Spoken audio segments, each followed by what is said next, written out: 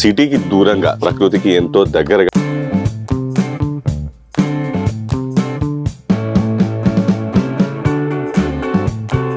Taramatipet village లో ఉన్నాం. And ఇక్కడ ఎందుకున్నాము అని అంటే, ఎవరైతే తెలంగాణలో మొట్టమొదటిసారిగా 17 ఎకరాల బీడు భూమిని బంగారంలా మార్చి దాన్ని ఒక అడవిలా తీర్చిదిద్దారు, మనతో పాటు నాగరత్నం నాయుడు గారు ఉన్నారు. ఫామ్ హౌస్ కల్చర్లు పెరిగినాక కూడా మీరు ఇంకా కూడా సేంద్రీయ వ్యవసాయం ఇవన్నిటి మీద ఆధారపడి ఉన్నారు. కొత్తగా ట్రై చేద్దాం అనుకుంటున్నారా మార్కెట్? నేను ఒక 4 రిసార్ట్స్ కట్టేసేసి ఒక స్విమ్మింగ్ పూల్, ఒక బారు, రెస్టారెంట్ పెట్టి ఎంతో సంపాదించాను. కానీ అది కాదు, ఈ ప్రకృతిని రక్షించడానికి కోసం, ఈ ప్రకృతి ఇలా ఉంటుంది, ప్రకృతి కన్నా గొప్పది ఏది లేదనే ఉద్దేశంతో ఈ రోజు జనాభానికి చూపించడం కోసం ఈ రోజు సంక్రాంతి సంబరాలు కూడా ఇక్కడ జరగడం ఉంది. సో ప్రస్తుతం మనం ఆయనతో ఉన్నాము. సో అడిగి తెలుసుకుందాం అసలు ఈ జర్నీ ఎలా స్టార్ట్ అయింది, ఎప్పుడు మొదలు పెట్టారు ఏంటి అని. నమస్తే సార్. నమస్కారం అండి. ఎలా ఉన్నారు సార్? బాగున్నా. సో 1992లో మొదలు పెట్టారని చెప్పారు. సో అసలు ఆ ఆలోచన ఎందుకు వచ్చింది సార్? ఎందుకు వచ్చిందంటే, ఏ రంగంలోనైనా అభివృద్ధి చెందుతున్నారు, ఒక రైతు కుటుంబంలో వాడు మాత్రం అభివృద్ధి చెందడం లేదు. కారణం, ఒక డ్రైవర్ గా ఉన్న, ఒక అటెండర్ పోస్ట్ లో ఉన్న కూడా తనకు వచ్చే శాలరీని మంత్లీ ఎంత డివైడ్ చేసుకునేసేసి సో సరిపెట్టుకునేసి హ్యాపీగా ఉంటున్నారు. కానీ రైతుకు మాత్రం భరోసా లేదు. ఎకరా ఉన్న రైతు నష్టంలో ఉన్నాడు, 10 ఎకరాలు ఉన్న రైతు నష్టంలో ఉన్నాడు, ఒక 50 ఎకరాలు ఉన్న రైతు కూడా ఒక సాఫ్ట్వేర్ ఇంజనీర్కి వచ్చినంత ఇన్కమ్ రాలేదు. ఏంటి ఈ దేశానికి అన్నం పెట్టే రైతు ఇంత కష్టంగా ఉండాల్సిన అవసరం ఏంటి అని చెప్పేసి రావడం జరిగింది. అందువల్ల మంచి పొలంలో అయితే ఎవరైనా వ్యవసాయం చేయొచ్చు, అసలు వ్యవసాయానికి యోగ్యత లేని భూమిలో కూడా చేసి సక్సెస్ అవ్వచ్చా కాదనే దాంతో తీసుకురావడం జరిగింది. అప్పుడు 17 ఎకరాలు ఇది అడవిలాగా ఉండింది, మొత్తం రాళ్లు, రప్పలు, కొండలు, గుట్టలుగా ఉండి దీన్ని అగ్రికల్చర్ కింద కన్వర్ట్ చేయడం జరిగింది.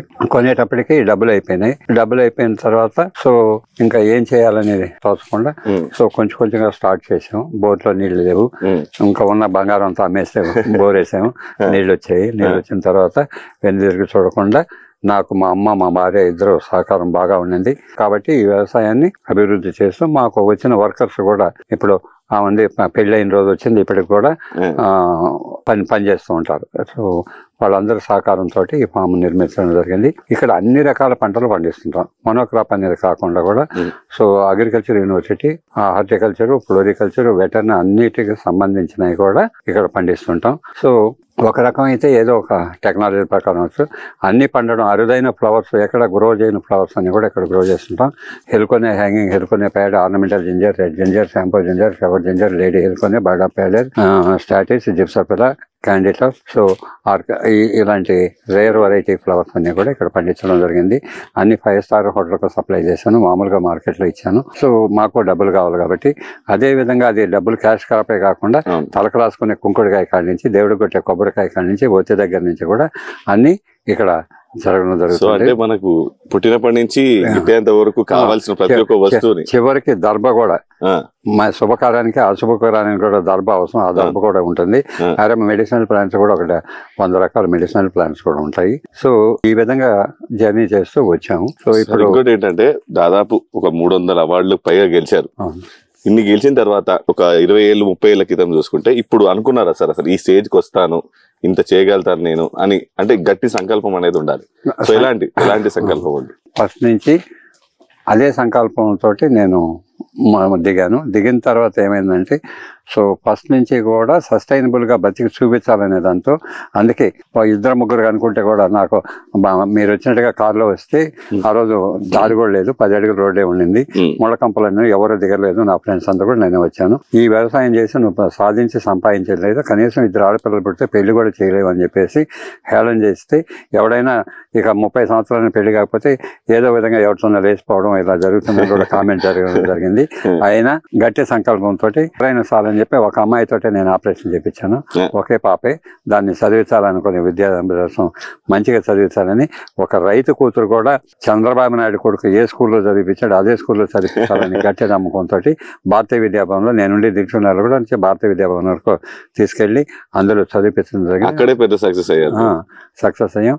సో సీట్ రాదు, పేరెంట్స్ అందరూ ఎడ్యుకేటెడ్ గా ఉండాలి, అది ఐఏఎస్, ఐపీఎస్, ఇండస్ట్రీ వాళ్ళకి అది అవసరం కాబట్టి తప్పనిసరిగా అందరూ కూడా మా అమ్మాయిని చదివించాలనే తపంతో మేము చేయడం జరిగింది. సో ఆ విధంగా చేసి గట్టి సంకల్పంతో సో ఈ విధంగా ఇంకా చాలా మంది కూడా ఉపాధి కల్పిస్తున్నారు అండ్ చాలా వరకు సలహాలు కూడా ఇస్తూ ఉంటారు. సో ప్రస్తుతం ఎంత మంది పనిచేస్తుంటారు సార్? మన 20-25 మంది దాకా. 20-25 మంది. సో వాళ్ళకి కావాల్సిన బాగోగులు అన్ని కూడా అన్ని నేను చూస్తాను. వాళ్ళ పిల్లలకు పెళ్లిళ్ళు కానీ మంచి కానీ చెడ్డ కానీ అన్ని కూడా దగ్గరుండి చూస్తాను. వాళ్ళందరూ కూడా ఒక కుటుంబ సభ్యులుగానే ఉంటారు. సో నమ్మకం ఉంటుంది వాళ్ళకి. 300 ఏ డిపార్ట్మెంట్ లో కూడా సెక్యూరిటీ లేదు. సెంట్రల్ గవర్నమెంట్ ఎంప్లాయీ కన్నా కూడా మా దగ్గర ఉన్న వర్కర్స్ కి central government state government employees కన్నా సెక్యూరిటీ ఉంటుంది. వాళ్ళు ఏ రోజు వచ్చినా పని ఉంటుంది. వాళ్ళే ఏదన్నా వాళ్ళ ఇంట్లో పని ఉండి తప్ప మానరు. 360 రోజుల్లో కూడా వాళ్ళకి వృత్తి కల్పించడం జరుగుతూ ఉంటుంది. అయితే ఇంకోటి ఏంటంటే సార్, ప్రస్తుతానికి మార్కెట్ లో ఈ ఫామ్ హౌస్ కల్చర్లు ఇవన్నీ పెరుగుతున్నాయి. సో ఇంత ఫామ్ హౌస్ కల్చర్లు పెరిగినాక కూడా మీరు ఇంకా కూడా సేంద్రియ వ్యవసాయం ఇవన్నిటి మీద ఆధారపడి ఉన్నారు. సో కొత్తగా ఇంకేమైనా కొత్తగా ట్రై చేద్దాం అనుకుంటున్నారా మార్కెట్ లో ఉన్నట్టు? ఫామ్ హౌస్ ఎందుకు తయారవుతున్నాయి? కెమికల్ ఫార్మింగ్స్ అనేక రకాల విచ్చలవిడి సౌకర్యాలు కల్పించడానికి ఫామ్ హౌస్ తయారైంది. ఇది అలాంటిది కాదు. It is agri educational hub. So ethics తో కూడిన పిల్లలకి ఎడ్యుకేషన్ ఇవ్వడానికి కోసం ఇక్కడ ఉంటుంది. నా గురించి 9th క్లాస్ బయాలజీ కూడా ఒక లెసన్ ఉంది. తద్వారా కొన్ని లక్షల మంది విద్యార్థులను ఎడ్యుకేట్ చేస్తున్నాను. స్టేట్ బైఫర్కేషన్ నా గురించి 2 రాష్ట్రాలలో ఇప్పటికే ఉంది.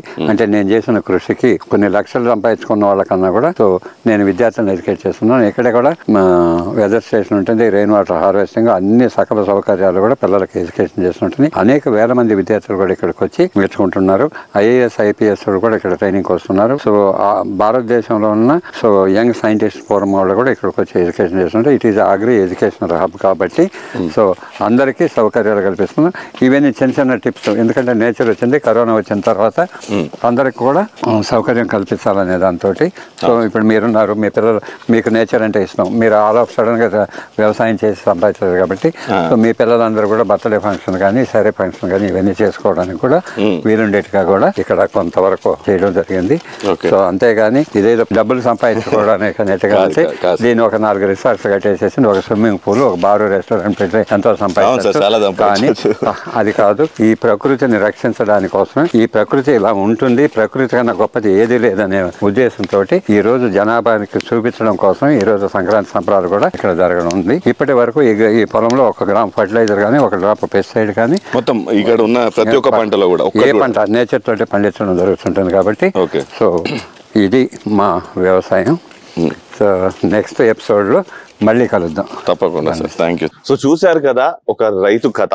అంటే ఊరు నుంచి ఇక్కడికి వచ్చి సిటీలో మనం అందరం ఏం చేస్తున్నాం, ల్యాండ్ దందాలు అవన్నీ చేస్తున్నాం.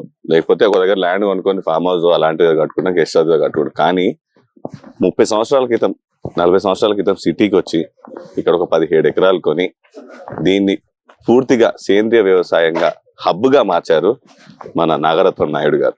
సో ఇలాంటి వాళ్ళ కథ మనకి ఎంతో అవసరం, మన జనరేషన్ కి చాలా అవసరం. సో ఇలాంటి మరిన్ని కథలు రెగ్యులర్ గా మీ ముందుకు తీసుకువస్తూ మిమ్మల్ని ఎప్పటికప్పుడు అలరిస్తూనే ఉంటాను. నేను మీ Chaitanya Muddam, along with cameraman యాదగిరితో.